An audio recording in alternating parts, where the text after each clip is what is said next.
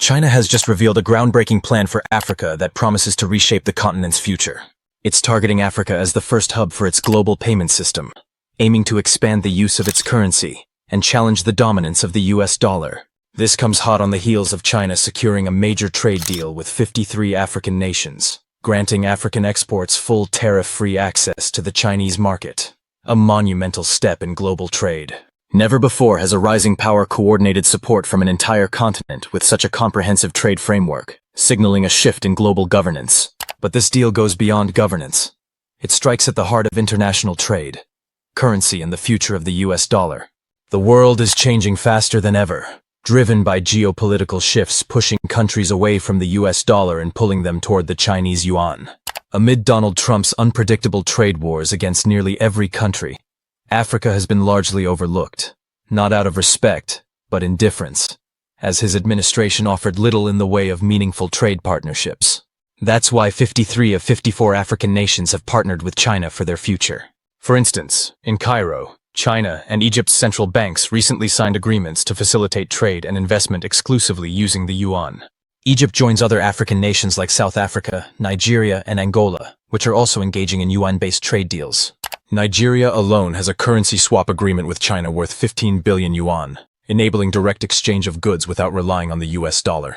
Africa's challenges with accessing major currencies like the euro or US dollar have long hindered its development. Typically, African businesses must convert local currency into dollars and then euros to trade with Europe, doubling fees, causing delays, and making them reliant on foreign banks. This entire process runs through the SWIFT payment network, controlled by the US and Europe, giving the West power to control who accesses global finance. SWIFT isn't just about smoother trade, it's a tool of economic leverage. In 2022, when Russia invaded Ukraine, Western countries froze roughly $300 billion of Russian foreign currency reserves, sending shockwaves through the global south.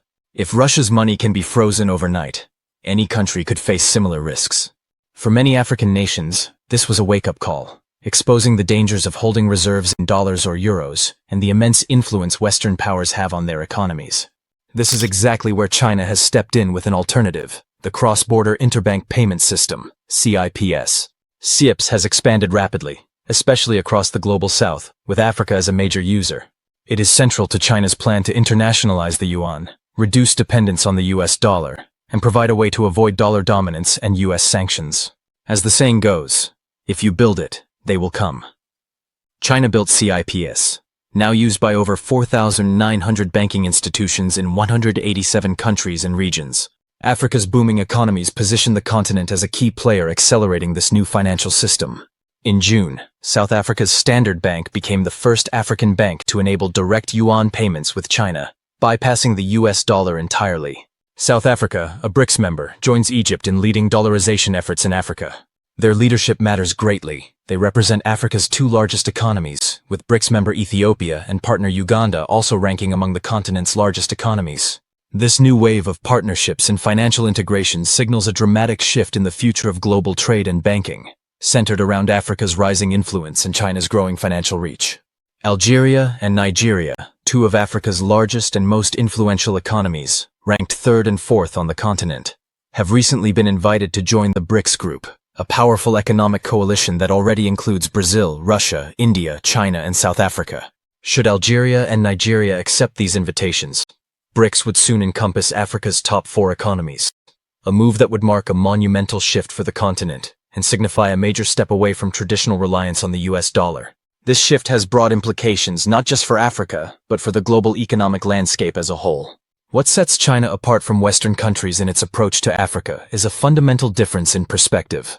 Whereas Western nations have historically viewed Africa largely as a source of raw materials and resources to fuel their own economies, China's engagement is much more nuanced and development-focused. Instead of a one-size-fits-all approach, China works closely with each African nation, tailoring its partnerships around the unique developmental needs and goals of those countries. This partnership model is designed for mutual benefit, emphasizing long-term growth, infrastructure, and economic diversification. To illustrate this, let me share with you one of China's remarkable projects currently underway in Africa that has the potential to transform the continent's future. In Angola, a country heavily dependent on oil revenues, China has just made a $350 million investment into the agricultural sector. This strategic move is aimed at boosting Angola's food security and helping the country break free from its dangerous over-reliance on oil, a sector that, while lucrative, has made Angola's economy vulnerable to fluctuations in global oil prices. Oil currently accounts for roughly half of Angola's GDP, over 70% of government revenue, and more than 90% of its exports. The US has long been a major player in Angola's oil industry, but the global push to move away from fossil fuels is forcing countries like Angola to reconsider their economic futures. China is stepping into this space with practical, forward-looking investments that are helping Angola diversify and build a more resilient economy. In response to these global changes, Angola has made economic diversification and food security top priorities. At present, nearly half of the food consumed in Angola is imported, creating vulnerability to global supply chain disruptions and price shocks. Recognizing this, China has moved swiftly to support Angola's ambitions through significant agricultural investments that aim to make the country more self-sufficient in food production. Just last month, two major Chinese state-owned enterprises signed agreements worth $350 million to develop tens of thousands of hectares of farmland in Angola. One particularly large deal involves the Chinese conglomerate CITIC, which has pledged to invest $250 million over the next 5 years to develop 100,000 acres of farmland focused on soybean and corn production. Alongside expanding farmland, these companies are planning to establish a seed research and testing center, designed to increase crop yields and attract even more Chinese investment into Angola's agriculture and agribusiness sectors.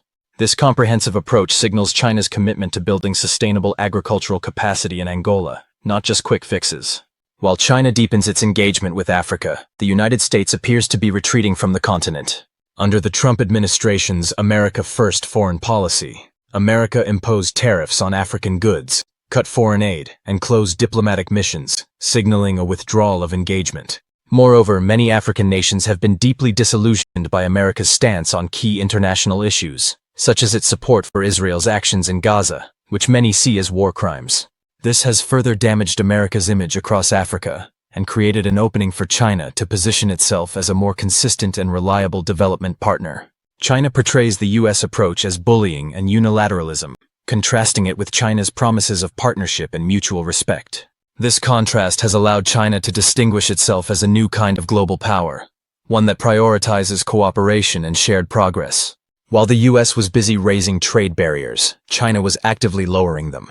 Beijing has opened markets, offering duty-free access to goods from 33 of Africa's least developed countries, and signing agreements to increase agricultural imports from the continent. As a result, China now enjoys a more positive reputation in Africa than in any other part of the world. For decades, African nations were forced to operate within a global economic system that offered them little voice and even fewer benefits. China is now offering alternatives through infrastructure investment, UN-based trade agreements, and financial systems like CIPS, which provide African nations with a much-needed seat at the global table, a seat many believe they have long deserved. Looking at the big picture, Africa's future looks incredibly bright, especially with China leading many of these development efforts. I receive countless messages and comments every day from people across Africa who share stories about the tangible benefits China has brought to their countries. Everything from new infrastructure projects and increased trade opportunities to agricultural innovation and job creation. China's popularity on the continent is not just theoretical. It's real, growing, and rooted in concrete progress. If you want to understand this dynamic more deeply, check out our detailed video exploring why 53 out of 54 African nations have pledged their support to China, and why so many experts believe that the future of China and Africa are tightly intertwined. Thank you for your continued support. I'm excited to bring you more updates and insights in the next video.